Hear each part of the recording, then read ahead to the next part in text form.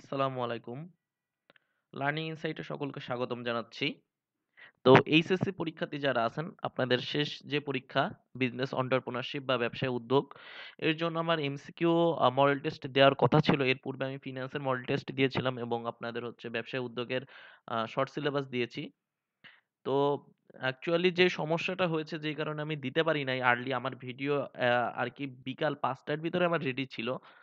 কিন্তু মানে ল্যাপটপের একটু টেকনিক্যাল সমস্যার কারণে ভিডিওটা আ encrypted হয়ে গেছে। যেই কারণে আমি ভিডিওটা আপলোড দিতে পারি নাই। তো এজন্য আমার নতুন করে আবার রেকর্ড করা লাগছে। আমি এখানে ৪০ মিনিট রেকর্ড করেছিলাম। তো যাই হোক সমস্যা নাই।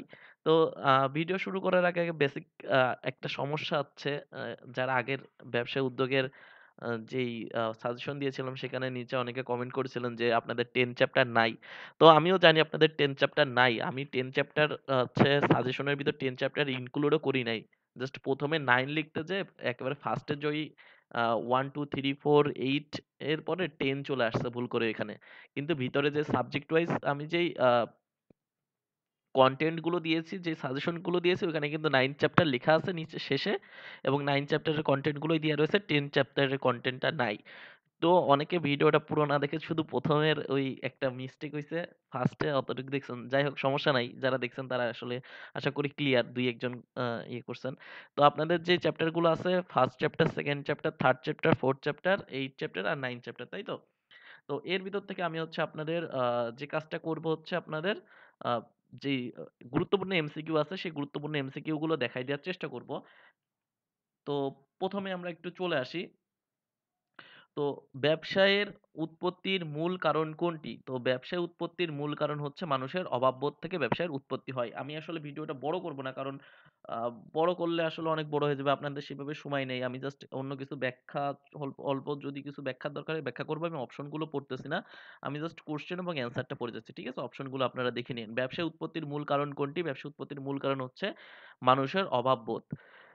পণ্য উৎপাদনে সার্থকতা কিসের উপর নির্ভর করে? পণ্য উৎপাদনের সার্থকতা নির্ভর করে বিক্রয় করে মুনাফা অর্জনের উপরে। কোন বন্দরকে পোর্টো গ্রান্ডো বলা হয়? চট্টগ্রাম বন্দরকে। বিনিময়ের মাধ্যম হিসেবে দুষ্প্রাপ্য ঝিনুকের ব্যবহার কোন যুগে ছিল? তো বিনিময়ের মাধ্যম হিসেবে দুষ্প্রাপ্য ঝিনুকের ব্যবহার কোন যুগে ছিল? মধ্যযুগে। তো এই কোয়েশ্চেনটা যখন আসছে আপনারা আরো দেখে নেবেন যে মধ্যযুগে আরো কি, কি আপনাদের ছিল। তো আমি যদি একটু বলি মধ্যযুগে আপনাদের হচ্ছে কাগজি মুদ্রার প্রচলন হয়েছিল, শহর ও বাজারের সৃষ্টি হয়েছিল, ব্যবসায়ী সংগঠনের উদ্ভব হয়েছিল। আর আধুনিক যুগে কি হয়েছিল? শিল্প বিপ্লব হয়েছিল, এটিএম কার্ডের প্রচলন হয়েছিল, মোবাইল ব্যাংকিং এর প্রচলন হয়েছিল। তো আমি যখন ফার্স্ট চ্যাপ্টারে সাজেশন দিয়েছিলাম বলেছিলাম যে আপনাদের এই যে ক্রমবিকাশটা খুবই গুরুত্বপূর্ণ এমসিকিউর জন্য। কোন শতাব্দীতে পর্তুগিজ এ দেশে ব্যবসা শুরু করে? তো কোন শতাব্দীতে? ষোড়শ শতাব্দী। ওকে, আমি নেক্সট ফ্রেজে চলে যাব। তো নেক্সটে আছে হচ্ছে কোনটি আইনগত পরিবেশের উপাদান? তো আইনগত পরিবেশের উপাদান কোনটি? ভোক্তা আইন। ঠিক আছে? বাণিজ্যের ক্ষেত্রে বাধা কয়টি? তো বাণিজ্যের ক্ষেত্রে বাধা হচ্ছে ৬ টি। এটা খুবই গুরুত্বপূর্ণ। আপনারা মনে করবেন ব্যবসার ক্ষেত্রে আপনারা যদি একটু আপনাদের ব্যবসায়ের যে আওতা ও প্রকারভেদ রয়েছে সেখানে দেখতে পারবেন আপনাদের ব্যবসা ক্ষেত্রে যে ৩ টা প্রকারভেদ রয়েছে শিল্প, বাণিজ্য এবং প্রত্যক্ষ সেবা। এই শিল্প একটি উপযোগ সৃষ্টি করে আর বাণিজ্য বাকি ৬ টি উপযোগ সৃষ্টি করে। ঠিক আছে?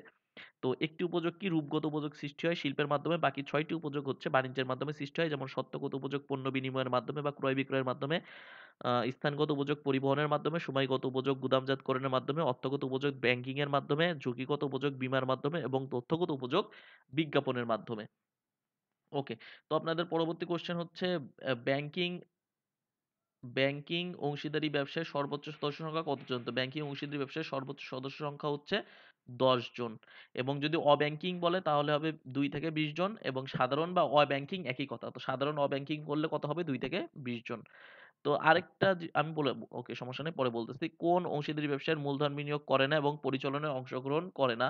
নামমাত্র অংশীদার কোনো মূলধন বিনিয়োগ করে না বা পরিচালনায় অংশগ্রহণ করে না। কোন ধরনের ব্যবসায় প্রত্যক্ষ তত্ত্বাবধান আ সম্ভব? তো এক মালিকানা ব্যবসায় প্রত্যক্ষ তত্ত্বাবধান সম্ভব। কারা পাবলিক লিমিটেড কোম্পানির মালিক? যারা শেয়ার ক্রয় করে তারা পাবলিক লিমিটেড কোম্পানির মালিক। এক মালিকানা ব্যবসার ক্ষেত্রে যারা এককভাবে মালিক এবং অংশীদারি ব্যবসার ক্ষেত্রে যারা অংশীদারিত্বের ভিত্তিতে ব্যবসায় চুক্তিবদ্ধ হয় ব্যবসা করার জন্য তারা হচ্ছে অংশীদারি ব্যবসায়ের মালিক। ঠিক আছে? তো কোম্পানির জন্মপত্রিকা বলা হয় কোনটিকে? নিবন্ধন পত্রকে কোম্পানির জন্মপত্রিকা বলা হয়। এক মালিকানা ব্যবসায়ের দায়টা কেমন? এক মালিকানা ব্যবসায়ের দায়টা হচ্ছে অসীম। কোম্পানি সংগঠনের ক্ষেত্রে দায়টা হচ্ছে সীমাবদ্ধ, কিন্তু এক মালিকানা প্রতিষ্ঠানের ক্ষেত্রে দায়টা কি অসীম, অর্থাৎ যে পরিমাণ বিনিয়োগ আছে তার বাইরেও যদি কোনো দায় জন্মে সেটা পরিশোধ করতে মালিক বাধ্য থাকবে বিনিয়োগের বাইরেও। কোম্পানি রাষ্ট্রীয় ব্যবসা প্রতিষ্ঠান করা হয় কেন? রাষ্ট্রীয় ব্যবসা প্রতিষ্ঠা করা হয় জনকল্যাণের জন্য, ঠিক আছে? জনকল্যাণের জন্য রাষ্ট্রীয় ব্যবসা প্রতিষ্ঠা করা হয়। প্রাইভেট লিমিটেড কোম্পানি কখন কাজ শুরু করতে পারে? প্রাইভেট লিমিটেড কোম্পানি নিবন্ধন পাওয়ার পরে কাজ শুরু করতে পারে, তবে পাবলিক লিমিটেড কোম্পানির কাজ শুরু করার জন্য কার্যরম্ভের অনুমতিপত্রের প্রয়োজন হয়। যৌথ মূলধনী কোম্পানির মালিকানা লভ্যাংশ পায় কিভাবে? তো যার যেই পরিমাণ শেয়ার ক্রয় করছে সেই অনুসারে লভ্যাংশ পায়, কারণ শেয়ার ক্রয় করে লভ্যাংশের জন্য। তো মালিক যারা শেয়ার ক্রয় করেছে, যার একটা শেয়ার থাকবে সে একটা শেয়ারের এগেনস্টে লভ্যাংশ পাবে, যে দুইটা শেয়ার থাকবে তার দুইটা শেয়ারের এগেনস্টে লভ্যাংশ থাকবে। সুতরাং এটা শেয়ার ক্রয়ের অনুপাতে। সমবায় সমিতি গঠনের ক্ষেত্রে সর্বোচ্চ সদস্য সংখ্যা কত? সর্বোচ্চ সদস্য সংখ্যা সম্পর্কে কোনো কিছু বলে দেওয়া নেই সমবায় সমিতিতে। আর এক মালিকানা প্রতিষ্ঠানের কোনো আইন কিন্তু নাই, ঠিক আছে? ওকে। তো এখানে বলা হচ্ছে অংশীদারি ব্যবসায়ের প্রধান উপাদান কি? তো অংশীদারি ব্যবসায়ের প্রধান উপাদান হচ্ছে চুক্তি। আমরা জানি চুক্তির মাধ্যমে অংশীদারি ব্যবসা প্রতিষ্ঠান গঠিত হয়, আর লিখিত চুক্তিকে চুক্তিপত্র বলা হয়। তো অপশনে যদি চুক্তিপত্রও থাকতো তবুও আমাদের অ্যান্সার হতো চুক্তি, কারণ চুক্তির ৩ টা ফরম্যাট আছে। একটা হচ্ছে লিখিত, একটা মৌখিক, একটা লিখিত ও নিবন্ধিত। তো চুক্তির একটা ফরম্যাট হচ্ছে চুক্তিপত্র। সুতরাং অংশীদারি ব্যবসার মূল ভিত্তি হচ্ছে চুক্তি, চুক্তিপত্র না, ঠিক আছে? চুক্তিপত্র হচ্ছে চুক্তির একটা ফরম্যাট। তো সমবায় সমিতি গঠন সমবায় সমিতির গুরুত্বপূর্ণ দলিল কোনটি? সমবায় সমিতির গুরুত্বপূর্ণ দলিল হচ্ছে উপবিধি। আর কোম্পানি সংগঠনের গুরুত্বপূর্ণ দলিল হচ্ছে, সবচেয়ে গুরুত্বপূর্ণ দলিল হচ্ছে সঙ্গ স্মারক। বিপণনের অন্যতম কাজ কোনটি? বিপণনের অন্যতম কাজ হচ্ছে ক্রয়। জেন্ডার সচেতনতা বিক্রয় কর্মীর কোন ধরনের গুণাবলী? এটা হচ্ছে নৈতিক গুণাবলী। বিজ্ঞাপন দেওয়া হয় কেন? বিজ্ঞাপনের মাধ্যমে আমরা কি জানি? বিজ্ঞাপনের মাধ্যমে হচ্ছে আ জ্ঞানগত বা প্রচার সংক্রান্ত যে বাধা আছে সেটা দূরীকরণ করা সম্ভব হয়। সুতরাং ক্রেতাদের পণ্যের ধারণা দেওয়া সম্ভব হয়। একজন আদর্শ বিক্রয় কর্মীর নৈতিক গুণাবলী কি হতে হবে? তো এখানে অপশন হিসেবে দেওয়া হয়েছে মার্জিত ব্যবহার, আত্মবিশ্বাস, জেন্ডার সচেতনতা। তো এট লিস্ট হচ্ছে এখানে কি বলা হচ্ছে, বিক্রয় কর্মীর নৈতিক গুণাবলী হতে গেলে ১ আর ৩ লাগবে। তো বলা হচ্ছে নিয়ন তার নিজস্ব জমিতে কৃষিপণ্য উৎপাদন করে স্থানীয় বাজারে আকার, সাইজ, মান অনুযায়ী ক্রেতাদের আকৃষ্ট করার জন্য তো সাজিয়ে রাখেন। তো তার কেনা-বেচা বিক্রিও ভালো হয়। তো আ তার লাভও ভালো হয়। বিক্রয়ের সময় ক্রেতা সুন্দরভাবে মরকীকরণ করে দেয়। ওকে? তো নিয়নের ব্যবসার বন্টন প্রণালী কেমন? সে উৎপাদক এবং সে নিজেই বিক্রি করে। সুতরাং উৎপাদক ও ভোক্তা। তো আপনারা যখন আরকি 9 চ্যাপ্টার আমি যখন পড়াইছিলাম আপনাদের বিপণন থেকে, তখন আমি আপনাদের মনে হয় বলে দিয়েছিলাম যে বিপণনের যে বন্টন প্রণালী আছে, এই বন্টন প্রণালীটা খুব ভালো মতো পড়তে। ঠিক আছে? প্রণালীটা আপনাদেরকে ভালোভাবে পড়তে হবে। তো এই বন্টন প্রণালীতে কে আছে? বন্টন প্রণালীতে আপনাদের হচ্ছে উৎপাদনকারী থেকে সরাসরি ভোক্তার নিকট যেতে পারে। উৎপাদনকারী খুচরা বিক্রেতা ভোক্তা হতে পারে। উৎপাদনকারী পাইকার খুচরা বিক্রেতা ভোক্তা হতে পারে। উৎপাদনকারীর থেকে প্রতিনিধি বা এজেন্ট ক্রয় করে ভোক্তার কাছে যেতে পারে। উৎপাদনকারী প্রতিনিধি এজেন্ট খুচরা বিক্রেতার থেকে ভোক্তার কাছে যেতে পারে। ঠিক আছে? তো এখানে উৎপাদনকারী নিজেই বিক্রি করছে, এজন্য উৎপাদক ও ভোক্তা। বিপণনের মাধ্যমে উপযোগ সৃষ্টি হয় সময়গত, স্থানগত ও সত্ত্বগত সব ধরনেরই। ধৈর্যশীলতা একজন বিক্রয় কর্মীর কোন ধরনের গুণাবলী? তো ধৈর্যশীলতা হচ্ছে একজন বিক্রয়কারীর মানসিক গুণাবলী। ব্যবসায় উৎপত্তির মূল কারণ হচ্ছে অভাববোধ। স্বদেশী পণ্য কিনে ধন্য হওয়া বিজ্ঞাপনটি কিসে উৎসাহিত করেছে? নিজের দেশের পণ্য কিনতে বলেছে, সুতরাং দেশপ্রেম। ঠিক আছে? এই নিজের দেশের পণ্য কেনার মাধ্যমে বৈদেশিক মুদ্রা বাইরে যাওয়া থেকে আ আ বেটার হয়, এবং এর পাশাপাশি হচ্ছে আপনারা যে বৈদেশিক মুদ্রা দেশীয় মুদ্রার মান আছে সেটাও ধরে রাখা সম্ভব হয়। তার পরবর্তী কোয়েশ্চেন হচ্ছে দ্রব্যের গুণাগুণ, রং, আকার প্রভৃতির উপর ভিত্তি করে যে পণ্যের মান নির্ধারণ করা হয় তাকে কি বলা হয়? তো মান এই গুণাবলীর রং, আকারের উপর যখন মান নির্ধারণ করবেন এটা হচ্ছে প্রমিতকরণ। আর এই মান অনুযায়ী যখন সাজাবেন তখন হবে পর্যায়িতকরণ। তো আপনার দোকানে নুডলস আছে বড় ছোট, সিদ্ধান্ত নিলেন বড় আর ছোট, এটাই হচ্ছে প্রমিতকরণ। আর বড় ছোট অনুযায়ী সাজালেন তখন হয়ে যাবে পর্যায়িতকরণ। বিপণন গবেষণার মূল বিষয় কি? ভোক্তার সন্তুষ্টি, অর্থাৎ ভোক্তার কি বিপণন গবেষণা কেন করা হয়? অর্থাৎ আপনি যে পণ্য বিক্রি করতেছেন, মনে করেন পটেটো ক্র্যাকারস চিপস। তো চিপসের গবেষণা করা হচ্ছে, কাস্টমারকে জিজ্ঞেস করা হলো যে চিপসে কি সমস্যা আছে, বা আপনি যে চিপসটা নিচ্ছেন ৳১০ দিয়ে, এর বিপরীতে কি আপনি ৳১০ র ভ্যালু পাচ্ছেন, বা আপনি সেই পরিমাণ স্যাটিসফাইড বা সন্তুষ্ট? তো অনেকে পজিটিভ দিতে পারে, অনেকে নেগেটিভ দিতে পারে। তো নেগেটিভ দিয়ে অনেকে বলল, "না, যে পরিমাণ দিচ্ছেন তার থেকে একটু বাড়ানো উচিত।" তো এইটার উপর বাড়াইলে কি হবে? ক্রেতা ভোক্তার সন্তুষ্টি অর্জন সম্ভব হবে। তো এটাই আরকি ভোক্তা গবেষণার মূল বিষয় হচ্ছে ভোক্তার সন্তুষ্টি অর্জন। ক্রয়ের ফলে ক্রেতা পণ্যের কি লাভ করে? ক্রয়ের ফলে ক্রেতা পণ্যের স্বত্ব বা মালিকানা সত্ত্ব লাভ করে।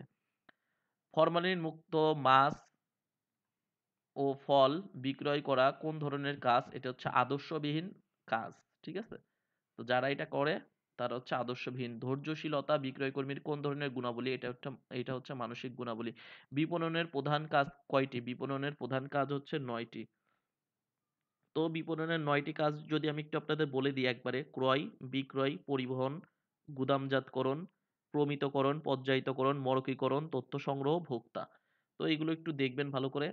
ভেঙে যাওয়া ও নষ্ট হয়ে যাওয়া থেকে রক্ষা পাওয়ার জন্য কোনটি করা হয়? মরকীকরণ করা হয়। শীতকালে উৎপাদিত টমেটো সারা বছর সরবরাহের জন্য বিপণনকে কোনটি করতে হয়? গুদামজাতকরণ। অর্থাৎ গুদামজাতকরণের মাধ্যমে আমরা এক মৌসুমের পণ্য অন্য মৌসুমে বিক্রয় করতে পারি। ঠিক আছে? সকলে একমত হয়ে বিলোপ সাধন কত ধারা? তো এই ক্ষেত্রে আপনারা একটু, যেটা আমি বলতে চাই ইন ডিটেইলস একটু ১ম এই বলে দিই। তো আপনাদের 4th চ্যাপ্টার হচ্ছে মালিকানার ভিত্তিতে ব্যবসায়ের শ্রেণীবিভাগ, এবং এখানে মালিকানার ভিত্তিতে ব্যবসায়ের শ্রেণীবিভাগকে ৫ টা ভাগে ভাগ করা হয়েছে, এবং আমি যদি আপনাদেরকে একটু বলি, আপনারা যদি ভালো করতে চান, ঠিক আছে? আপনারা যদি হচ্ছে ব্যবসা উদ্যোগে ভালো করতে চান, আপনারা একটু এই 4th চ্যাপ্টারটাকে একটু গুরুত্ব দিবেন সর্বোচ্চ। ঠিক আছে? এই 4th চ্যাপ্টারকে সর্বোচ্চ গুরুত্ব দিতে হবে এমসিকিউর জন্য। এখান থেকে মিনিমাম ৩ টা থেকে ৫ টা কোয়েশ্চেন এমসিকিউতে আপনারা পাবেন 4th চ্যাপ্টার থেকে। আর রিটেন মিনিমাম ১ টা থেকে ২ টা এখান থেকে পাবেন। তো এই চ্যাপ্টারটা সবচেয়ে বেশি গুরুত্ব দিতে হবে। তো সকলে একমত হয়ে বিলোপ সাধন হচ্ছে ৪০ ধারা। তো এখানে যদি আমি একটু আপনাদের আবার একটু বলে দিই, বিলোপ সাধন অংশীদারি ব্যবসায়ের বিলোপ সাধন সম্পর্কে বলা আছে কত ধারায়? অংশীদারি ব্যবসায়ের বিলোপ সাধন সম্পর্কে বলা আছে ৩৯ ধারায়। তারপরে হচ্ছে সকলে একমত হয়ে ৪০ ধারা, বাধ্যতামূলক ৪১ ধারা, বিশেষ ঘটনা সাপেক্ষে ৪২, বিজ্ঞপ্তি দ্বারা বিলোপ সাধন ৪৩ এবং আদালতের নির্দেশে বিলোপ সাধন হচ্ছে ৪৪।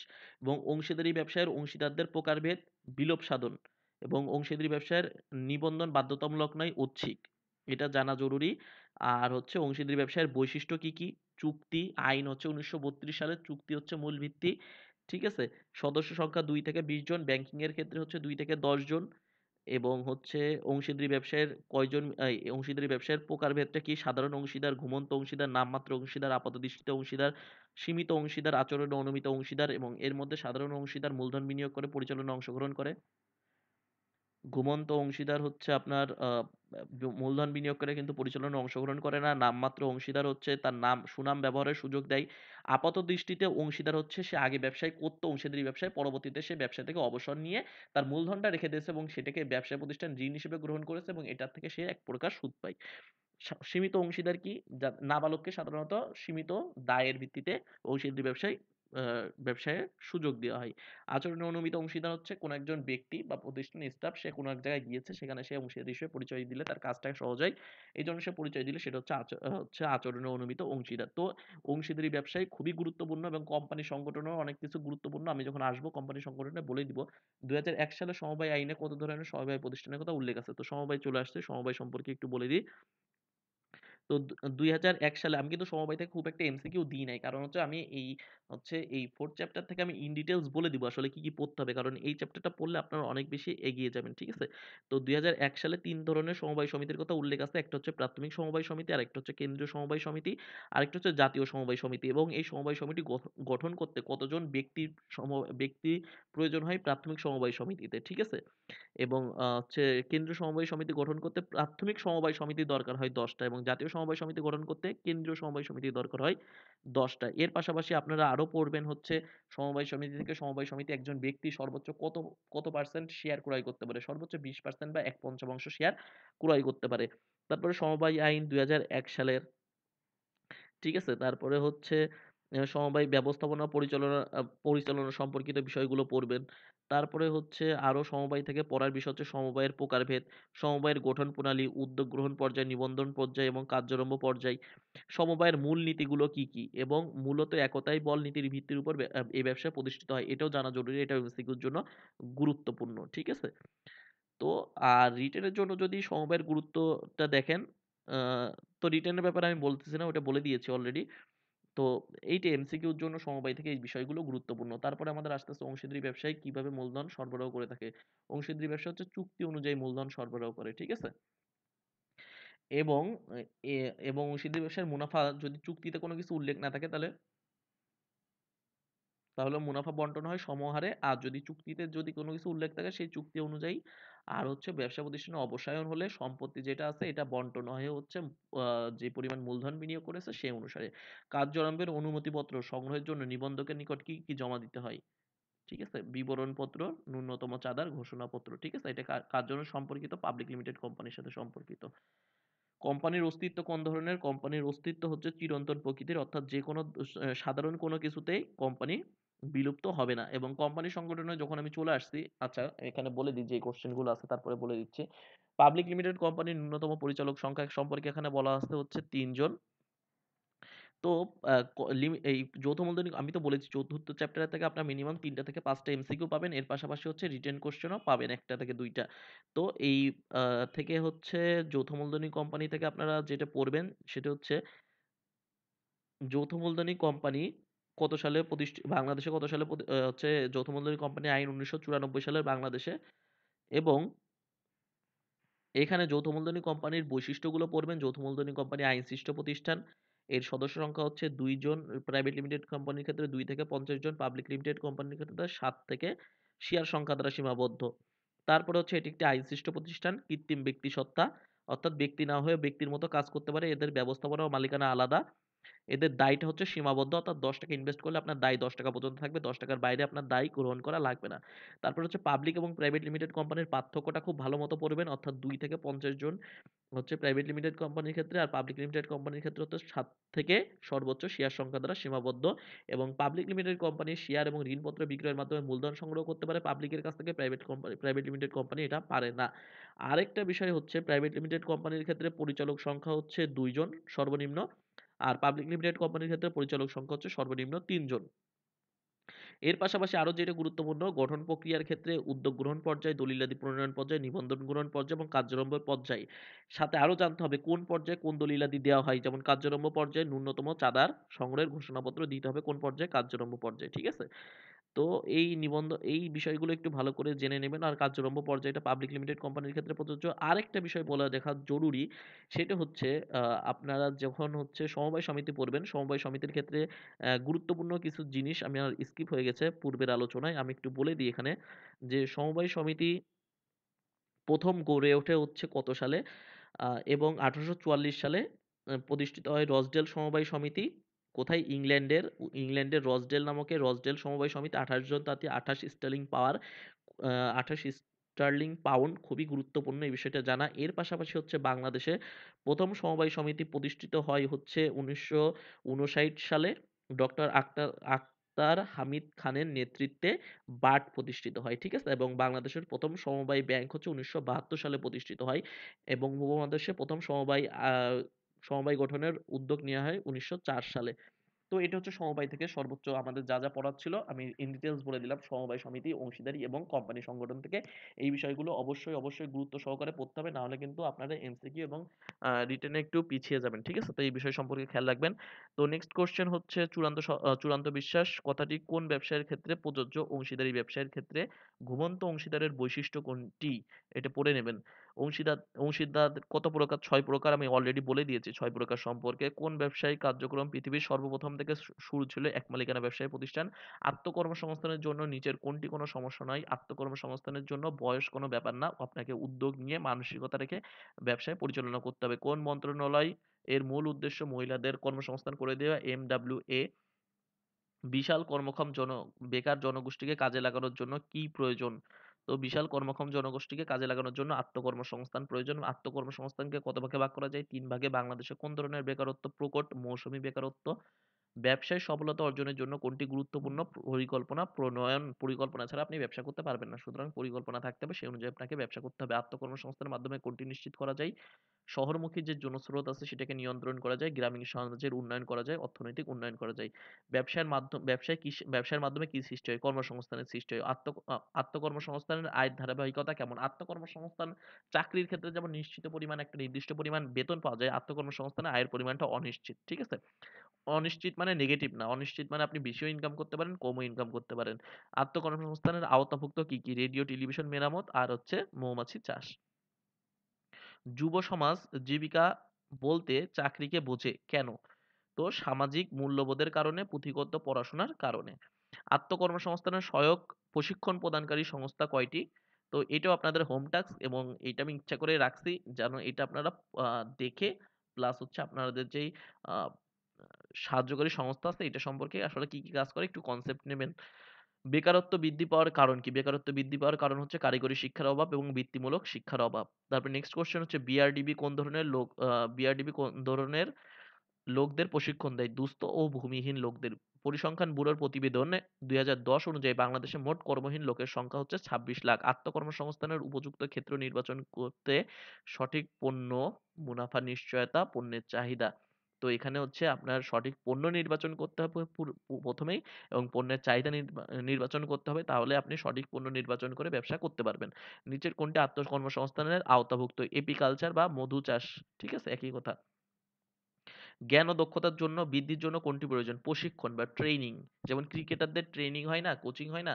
এই প্রশিক্ষণের মাধ্যমে জ্ঞান ও দক্ষতা বৃদ্ধি করা সম্ভব। আত্মকর্মসংস্থানের, আচ্ছা ওইটা তো বলছি।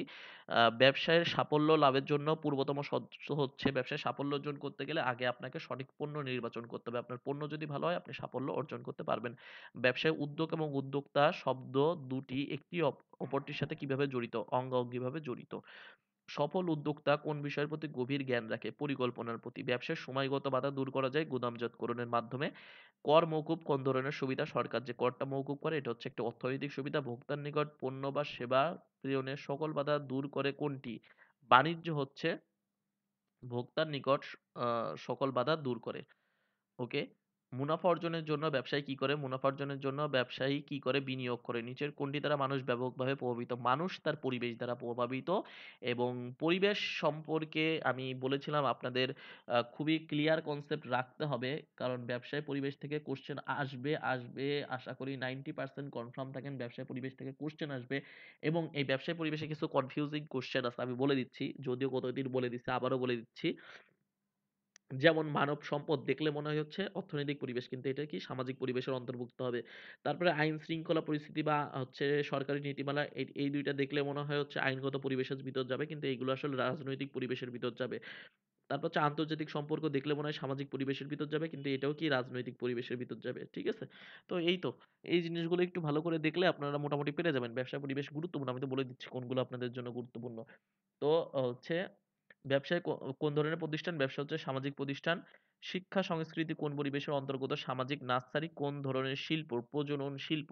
এইখানে আরেকটা গুরুত্বপূর্ণ বিষয় আছে ফার্স্ট চ্যাপ্টারে, সেটা হচ্ছে আপনাদের শিল্পের প্রকারভেদ আছে। প্রজনন শিল্প, নিষ্কাশন শিল্প, নির্মাণ শিল্প, উৎপাদন শিল্প, সেবা শিল্প। এখানেও একটা আমি আপনাদের 90% কনফিডেন্ট দিয়ে রাখতে চাই বা কনফিডেন্স দিতে চাই যে এখান থেকেও আপনারা একটা কোয়েশ্চেন পাবেন যদি সঠিকভাবে পড়তে পারেন। প্রজনন কি, নিষ্কাশন কি, উৎপাদন শিল্প কি, সেবা শিল্প কি, এবং এখান থেকে আপনারা হচ্ছে এই উদাহরণগুলো দেখবেন। যেমন নির্মাণ শিল্প কি? রাস্তাঘাট নির্মাণ। উৎপাদন শিল্প কি? হচ্ছে আপনার বস্ত্র শিল্প। আ ঠিক আছে? তারপর হচ্ছে সেবা শিল্প কি? বিদ্যুৎ, গ্যাস উত্তোলন ও বিতরণ। আর নিষ্কাশন কি? ভূগর্ভ পানি, বায়ু হতে প্রাকৃতিক সম্পত্তি আহরণ। ঠিক আছে? তো এই জিনিসগুলো আপনাদের খুব ভালোভাবে পড়তে হবে। ঠিক আছে? শিল্পের প্রকারভেদ। ওকে? ব্যবসায়ের উন্নয়ন ঘটায় কোনটি? ব্যবসায়ের উন্নয়ন ঘটায় হচ্ছে গবেষণা এবং ক্রিয়েটিভিটি, দ্যা ক্রিয়েশন বা ইনোভেশন। ঠিক আছে? যেমন Facebook একটা ইনোভেশন ছিল। ওকে? ব্যবসায়ের সঙ্গে জড়িত পণ্য বা সেবার অবশ্যই কি থাকতে হবে? আর্থিক মূল্য থাকতে হবে। যদি আ ফাইন্যান্সিয়াল ভ্যালু না থাকে, আপনার পণ্য কে কিনবে? ওকে? ঝুঁকি ব্যবসায়ের কি? ঝুঁকি হচ্ছে ব্যবসার বৈশিষ্ট্য। বিদ্যুৎ তৈরি ও বন্টন কোন ধরনের শিল্প? একটু আগে বলছি। শিল্পের প্রকারভেদের ভিতর সেবা শিল্প। উৎপাদন প্রক্রিয়াকে সহজ করে কোনটা? কাঁচামালের সহজলভ্য থাকলে উৎপাদনটা সহজ হয়। কোনটি প্রত্যক্ষ সেবার অন্তর্ভুক্ত নয়? আমদানি রপ্তানি ব্যবসায়। খনি থেকে সম্পদ উত্তোলন কোন ধরনের শিল্পের অন্তর্গত? নিষ্কাশন শিল্প। কাগজের মুদ্রার প্রচলন কোন যুগে হয়? মধ্যযুগে। ব্যবসায়ের মাধ্যমে কোনটি সৃষ্টি হয়? কর্মসংস্থান। ডেবিট কার্ড, ক্রেডিট কার্ডের প্রচলন ঘটে কোন যুগে? আধুনিক যুগে। গুদামজাতকরণ ব্যবসায়ের কোন শাখার অন্তর্ভুক্ত? গুদামজাতকরণ আমি ১ম এ বলেছিলাম আপনাদের ব্যবসায়ের ৭ টা উপযোগ আছে টোটাল। তার ভিতরে একটা শুধু রূপগত উপযোগ হচ্ছে শিল্পের মাধ্যমে, বাকি ৬ টা হচ্ছে বাণিজ্যের মাধ্যমে। পার্লার কোন শাখার অন্তর্গত? পার্লার হচ্ছে কি? পার্লার হচ্ছে অ প্রত্যক্ষ সেবা। অডিট ফার্ম কোন ধরনের ব্যবসার অন্তর্গত? অডিট ফার্ম হচ্ছে প্রত্যক্ষ সেবার অন্তর্গত। মানব সম্পদ কোন পরিবেশের? দেখলে মনে হচ্ছে অর্থনৈতিক, কিন্তু এটা হবে সামাজিক। ব্যবস্থাপনার কাজের মধ্যে সেতুবন্ধন হিসেবে দায়িত্ব পালন করে কোনটি? নির্দেশনা। ব্যবস্থাপনার ধারা লিপিবদ্ধ কোথায় থাকে? পরিকল্পনায়। সংগঠিতকরণের ফলাফল কোনটি? লক্ষ্য অর্জন। কতগুলো কাজের ধারাবাহিক প্রক্রিয়াকে কি বলা হয়? ব্যবস্থাপনা। কোন প্রকার নেতৃত্বের অধীনস্থরা অবাধ স্বাধীনতা ভোগ করে? গণতান্ত্রিক নেতৃত্বে অবাধ স্বাধীনতা ভোগ করে, এবং নেতৃত্বের প্রকারভেদ বা এই বিষয়গুলো একটু ভালো করে দেখবেন। ব্যবস্থাপনা হলো একটি দলগত প্রক্রিয়া, কৌশলে অন্যদের দিয়ে কাজ করিয়ে নেওয়া এবং একটি চলমান প্রক্রিয়া। অর্থায়নের উৎসের ভিতর কি, কি পড়ে? আপনি নিজে ব্যক্তিগত উৎস থেকে করবেন। তার বাইরে যদি দরকার হয় বাণিজ্যিক ব্যাংক, সমবায় ব্যাংক, নিজস্ব তহবিল। পেশনার ফলে কর্মীরা আগ্রহ নিয়ে কাজ পালন করতে উদ্বুদ্ধ হয়, কর্মীরা মানসম্মত কাজ করতে সক্ষম হয়। চাকরির নিরাপত্তা অনুভব করে বিদায় কর্মীরা অমনোযোগী হন। সুতরাং এখানে হবে ১ আর ২। যে নেতৃত্ব ব্যবস্থায় নেতা ক্ষমতার বিকেন্দ্রীভূত করেন তাকে কি বলা হয়? গণতান্ত্রিক নেতৃত্বে। কোন নেতৃত্ব কর্মীদের মধ্যে নেতিবাচক প্রভাব ফেলে? তো স্বৈরতান্ত্রিক নেতৃত্ব হচ্ছে আ নে আ নেতিবাচক প্রভাব ফেলে। নেতৃত্বের প্রকারভেদ কয়টি? নেতৃত্বের প্রকারভেদ হচ্ছে ৪ টি এবং খুবই ভালো করে পড়বেন এখানে। কোন ব্যবসায়ের অন্যতম মানবিক সম্পদ? কোনটি ব্যবসায়ের অন্যতম মানবিক সম্পদ? কর্মী বাহিনী এবং এটি খুবই গুরুত্বপূর্ণ উপাদান। আ সাধারণ ব্যবসায়ের জন্য অর্থ সংগ্রহের প্রধান উৎস কি? তো সাধারণ ব্যবসায়ের জন্য আমি ১ম এই বলেছিলাম নিজস্ব উৎস, তারপরে না পারলে ব্যাংক, আত্মীয়স্বজন এখান থেকে নেয়। কিসের উন্নয়নে শিল্প এক মালিকানা প্রতিষ্ঠানের ক্ষেত্রে নিজে না পারলে আত্মীয়স্বজন থেকে নেয়। আর কোম্পানি সংগঠন তো শেয়ার ইস্যু করে, তারপরে ব্যাংক লোন বা ঋণপত্র ইস্যু করে। কিসের উন্নয়নের উপর শিল্প বাণিজ্য সেবার উন্নতি নির্ভর করে? বিপণনের। মানুষের জীবনমান উন্নয়নে সহায়ক করে কোনটা? বিপণন।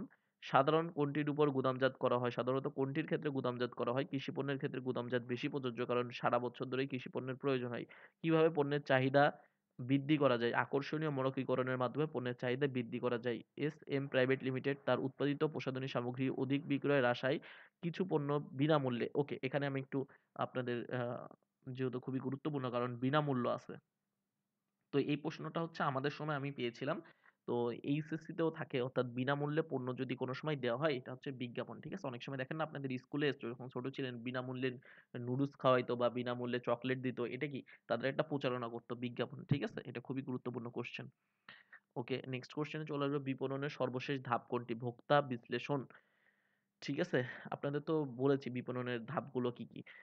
ওকে। কৃষিজাত পণ্যের মৌখিকরণ করা হয় কেন? পণ্যের গুণগত মান অক্ষুণ্ণ রাখার জন্য। কোন ধরনের পণ্যের মোড়ক বাঁধে অধিক প্রয়োজন? শিল্পজাত পণ্যের মোড়ক বাঁধে অধিক প্রয়োজন।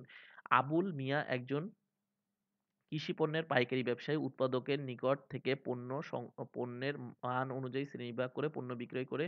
আচ্ছা, মান অনুযায়ী শ্রেণীবিভাগ করে। তো মান নির্ধারণ হচ্ছে প্রমিতকরণ, আর মান অনুযায়ী শ্রেণীবিভাগ করে ফেলছে। সুতরাং পর্যায়িতকরণ। ওকে, আর কয়টা আছে আমাদের? আর বেশি নেই। অনেক দিয়েছি না? এবং আপনাদের এর পাশাপাশি আরো কিছু বলে দিয়েছি। এতটুকু যদি পড়েন, আচ্ছা শেষ করে নিই। জনাব রহিম পণ্য বিপণনের সুবিধার্থে সেগুলোকে মান অনুযায়ী বিভিন্ন ভাগে ভাগ করে। এর ফলে তিনি কি সুবিধা পান? বিক্রয়ের গতিশীলতা বৃদ্ধি পায়। আমাদের দেশের চিংড়ি মাছ বিশ্বের বিভিন্ন দেশের মানুষের কিসের ফলে ব্যবহার করতে পারছে? পরিবহন সুবিধার কারণে আমাদের দেশের সীমানার বাইরে যেয়ে অন্য দেশে ব্যবহার করতে পারছে।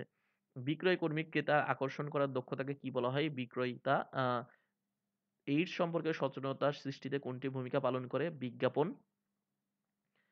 এবং এই বিজ্ঞাপন কিন্তু বিজ্ঞাপন থেকেও আপনাদের আমি বলেছি অনেক কিছু পড়তে। ঠিক আছে? এগুলো একটু পড়বেন। কোম্পানি আইনের ব্যাপক সংস্কার করে কত সালে বাংলাদেশের নতুন আইন প্রবর্তন করা হয়? ১৯৯৪ সালে।